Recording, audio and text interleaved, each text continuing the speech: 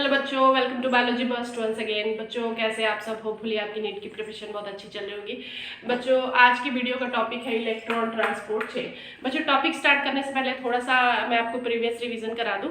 बच्चों हमारा जो पूरा रेस्पिरेशन का प्रोसेस होता है जिसमें कि ग्लाइकोलिसिस, क्रैब्स साइकिल और ये इलेक्ट्रॉन ट्रांसपोर्ट चेन ये सारे इन्वॉल्व होते हैं।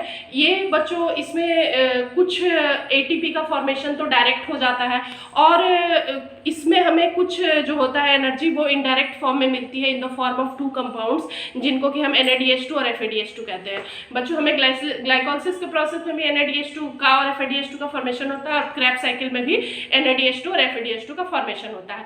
बट बच्चों इन दोनों कंपाउंड्स में जो एनर्जी होती है वो इनडायरेक्ट फॉर्म में होती है। इससे हमें एटीपी का फॉर्मेशन करना होता है एनर्जी ऑब्टेन करने के लिए।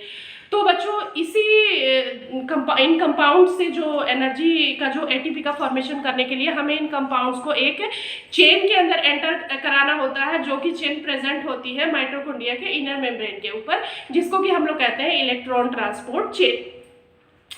बच्चों इलेक्ट्रॉन ट्रांसपोर्ट चेन की अगर डेफिनेशन की बात करें तो आप इसको डिफाइन कर सकते हैं as a metabolic pathway in which electrons are transferred from its one carrier to another.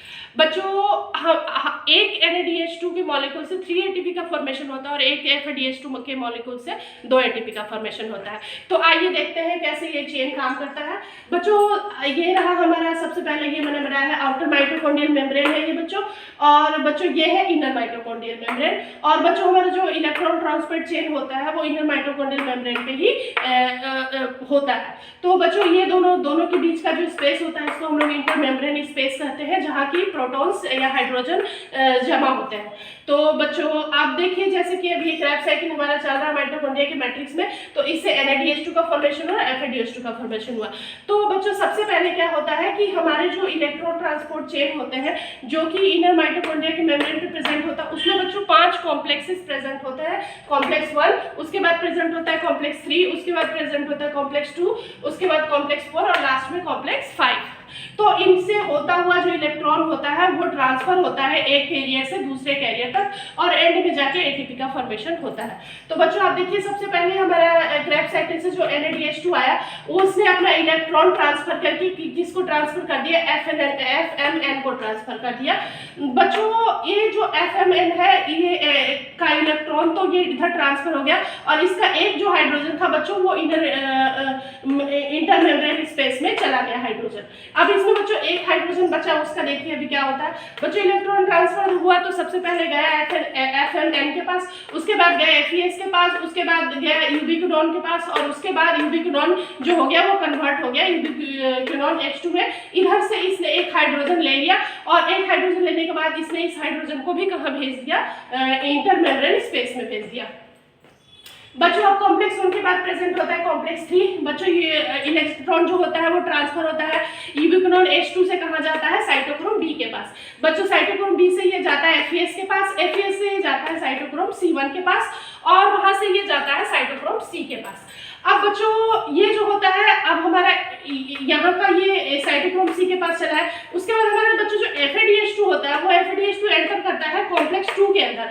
तो ये जो अपना इलेक्ट्रॉन है ये किसको देता है, FES को देता है और इसका जो प्रोटॉन होता है वो ट्रांसफर कर देता है इंटर मेम्ब्रेन स्पेस में।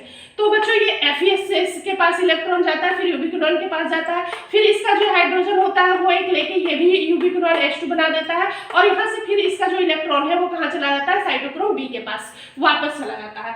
तो बच्चों इसका तो साइकिल हो गया। अब ये कहाँ जाएगा, साइटोक्रोम C। बच्चों साइटोक्रोम C जो होता है वो एंटर कर जाता है कॉम्प्लेक्स 4 में। तो साइटोक्रोम C से इलेक्ट्रॉन कहाँ गया, ट्रांसफर हुआ साइटोक्रोम A के पास, साइटोक्रोम A से ट्रांसफर हुआ साइटोक्रोम A3 के पास। बच्चों अब यहाँ पे जो अल्टीमेट जो होता है एक्सेप्टर जो होता है इलेक्ट्रॉन का वो प्रेजेंट होता है, जो कि होता है ऑक्सीजन। बच्चों ऑक्सीजन जो होता है वो हाइड्रोजन से कंबाइन करके और वाटर मॉलिक्यूल का फॉर्मेशन करता है। तो बच्चों उसके बाद जो हमारा होता है, जो हमारा एंड में जो होता है वो हमारा प्रेजेंट होता है ये हमारा जिसको हम लोग बोलते हैं F0 F1 पार्टिकल। बच्चों F0 F1 पार्टिकल जो होता है इसमें एंजाइम प्रेजेंट होता है जिसको कहते हैं ATP सिंथेज। बच्चों ATP सिंथेज क्या करता है, वो ADP और इनऑर्गेनिक फॉस्फेट के हेल्प से हमारे ATP का फॉर्मेशन करता है। तो बच्चों इस तरह से हमारा अल्टीमेटली क्या होता है, हमारे जो इलेक्ट्रॉन ट्रांसपोर्ट चेन से एटीपी का फॉर्मेशन होता है। तो बच्चों आप इस तरह से देख रहे हैं कि कैसे हमारे इलेक्ट्रॉन इलेक्ट्रॉन एक कैरियर से दूसरे कैरियर के पास ट्रांसफर होते हुए अल्टीमेटली ऑक्सीजन जो है इलेक्ट्रॉन एक्सेप्टर होता है ऑक्सीजन। बच्चों नीट का क्वेश्चन है कि इलेक्ट्रॉन ट्रांसफर चेन में अल्टीमेट इलेक्ट्रॉन एक्सेप्टर कौन होता है? होता है ऑक्सीजन, और ऑक्सीजन हाइड्रोजन से कंबाइन करके वाटर मॉलिक्यूल का फॉर्मेशन करता है। फिर F0 F0 F1 पार्टिकल जो होते हैं वो एटीपी सिंथेज के हेल्प से एडीपी और इनऑर्गेनिक फॉस्फेट को एटीपी में कन्वर्ट करते हैं और हमें एनर्जी ऑब्टेन होती है। तो बच्चों ये है हमारा पूरा इलेक्ट्रॉन ट्रांसपोर्ट चेन, जिसको कि मैंने आपको बहुत ही क्विकली समझाने का कोशिश की है। तो बच्चों अगर आपको कॉन्सेप्ट समझ में आया तो वीडियो को लाइक करें और चैनल को सब्सक्राइब करें। Thank you.